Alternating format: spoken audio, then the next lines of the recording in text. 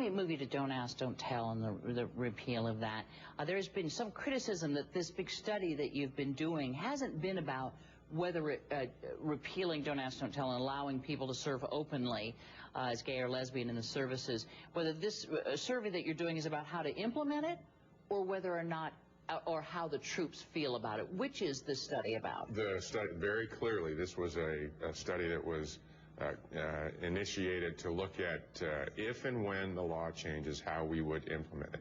Key is the leadership that it's going to take to implement it when the law changes specifically, and to understand as clearly as we could the issues that surface from those it would affect the most, our men and women and their families. We've received that data. We're in the final throes of putting the report together. That's being done by General Hammond and Mr. Johnson, and that report will be delivered to Secretary Gates here by December 1st.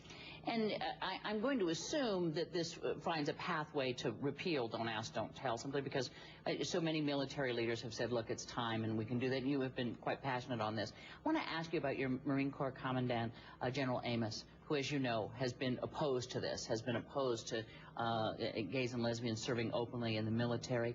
If the day comes where this is going to be implemented and you're going to lift that ban, can he serve effectively in trying to get this into the services? I don't think there's any question he can. In fact, I've spoken with him as recently as last week, and he recounted a town hall that he'd had on the East Coast recently, and he was very clear and very public to his Marines, and he basically said that if this law changes, we are going to implement it, and we are going to implement it better than anybody else. So I have great confidence in him that if it gets to the change in the law, that the Marine Corps will implement it as he's described.